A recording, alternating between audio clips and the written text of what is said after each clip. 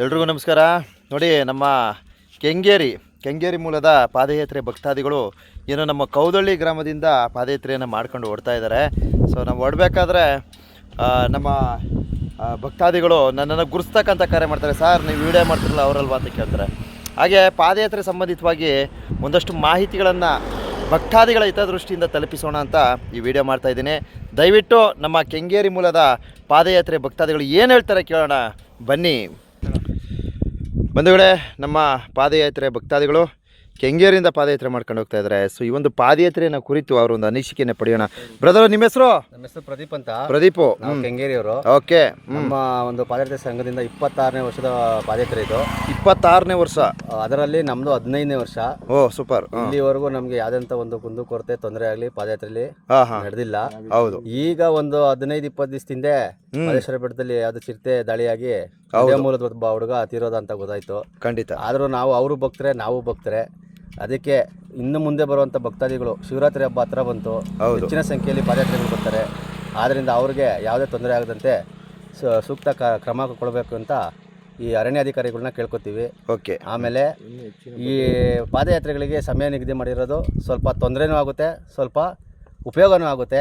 ಏನಂದರೆ ನಾವು ಬಿಸಿಲು ಟೈಮಲ್ಲಿ ಜಾಸ್ತಿ ನಡೆಯೋಕ್ಕಾಗಲ್ಲ. ಹೌದು ಹೌದು. ಬೆಳಗಿನ ಜಾವ ನಮಗೆ ಅವಕಾಶ ಮಾಡಿಕೊಟ್ರೆ ಒಳ್ಳೆಯದು. ಹೌದು. ಕೆಲವು ಗಾರ್ಡ್ಸ್ಗಳನ್ನ ಜಾಸ್ತಿ ಹಾಕಿ ನಾವು ಹೋಗೋಕ್ಕೂ ಮುಂಚೆ ಅವರು ಗಸ್ತು ಹೊಡೆದು ಹೌದು ಅಲ್ಲಿ ಯಾವುದೇ ಪ್ರಾಣಿ ಸೇರಿದಂಗೆ ನೋಡಿಕೊಂಡ್ರೆ ಅನುಕೂಲ ಆಗುತ್ತೆ. ಆದ್ದರಿಂದ ಅರಣ್ಯಾಧಿಕಾರಿಗಳು ಒಂದು ಕ್ರಮ ಕೈಗೊಂಡು ಪಾದಯಾತ್ರೆ ಮಾಡೋರಿಗೆ ಅನುಕೂಲ ಮಾಡಿಕೊಡ್ಬೇಕು.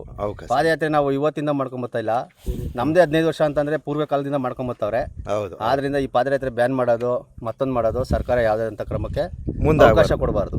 ಖಂಡಿತ ಖಂಡಿತ. ಉಗೇ ಮಾದಪ್ಪ, ಆಮೇಲೆ ಇದ್ರ ಜೊತೆಗೆ ನನ್ನದೊಂದು ರಿಕ್ವೆಸ್ಟು. ಈಗೇನಾಗಿದೆ ಗೊತ್ತರ ಬ್ರದರು, ನಮ್ಮ ಮಂಡ್ಯದವರೇ ಫಸ್ಟು ಪಾದಯಾತ್ರೆ ಮಾಡ್ಬೇಕಾದ್ರೆ ಸ್ಟೀಲ್ ತಟ್ಟೆ, ಸ್ಟೀಲ್ ಲೋಟ ಬಳಕೆ ಮಾಡೋದನ್ನ ಪ್ರಾರಂಭ ಮಾಡ್ಯವ್ರೆ. ಈಗ ನೆಕ್ಸ್ಟ್ ಇನ್ನೊಂದು ತಂಡ ಬತ್ತೈತೆ, ಮಂಡ್ಯದಿಂದನೇ ಬತ್ತೈತೆ. ಸೊ ಅವ್ರನ್ನೂ ಗುರುಸ್ತಕ್ಕಂಥ ಕಾರ್ಯ ಮಾಡ್ತೀನಿ.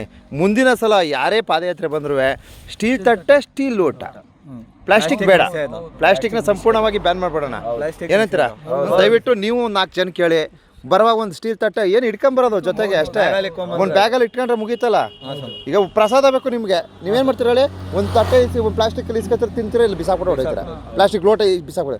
ನಿಮ್ಮ ತಟ್ಟೆ, ನಿಮ್ಮ ಬ್ಯಾಗ್ ಒಳಗಡೆ ಒಂದು ತಟ್ಟೆ, ಒಂದು ಲೋಟ ಇದ್ರೆ ನೀವು ಬೆಳೆಸ್ಕೊಳ್ಳಿ, ಮುಂದೆ ನೀವು ಅನುಸರಿಸ್ಬೇಕು. ಇದನ್ನು ನಾನು ಎಲ್ರಿಗೂ ನಿಮ್ಮ ಮೂಲಕ ಮೆಸೇಜ್ ಕೊಡ್ತಾ ಇದ್ದೀನಿ. ಓಕೆಪ್ಪ, ಎಲ್ರಿಗೂ ಒಳ್ಳೆಯದಲ್ಲಿ ಹೋಗಿದ್ದು ಬನ್ನಿ. Thank you. ಹೋಗಿದ್ದು ಬನ್ನಿಯಪ್ಪ, ಹೋಗಿದ್ದು ಬನ್ನಿ. ಒಂದು 4 ಜನಕ್ಕೆ ಒಳ್ಳೆಯದಾಗಲಿ ಎಂದ್ಬಿಟ್ಟು ನಾನು ಈ ಥರದ ಮಾಹಿತಿಗಳನ್ನು ಕೊಡ್ತಾ ಇರ್ತೀನಿ. ಸೊ ಇದರಲ್ಲಿ ದಯವಿಟ್ಟು ತಪ್ಪುಗಳನ್ನ ಕಂಡುಹಿಡಿತಕ್ಕಂಥ ಕಾರ್ಯ ಮಾಡಬೇಡಿ.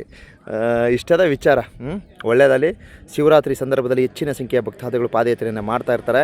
ಅದಕ್ಕೋಸ್ಕರ ಅಗತ್ಯ ಕ್ರಮಗಳನ್ನು ಅನುಸರಿಸಿ ಎಂದ್ಬಿಟ್ಟು ಭಕ್ತಾದಿಗಳ ಮೂಲಕ ಈ ಒಂದು ಸಂದೇಶವನ್ನು ನೀಡಿರ್ತೀನಿ. ಎಲ್ರಿಗೂ ಒಳ್ಳೆಯದಾಗಲಿ ಕಣ್ರಪ್ಪ, ಎಲ್ರಿಗೂ ಒಳ್ಳೆಯದಾಗಲಿ.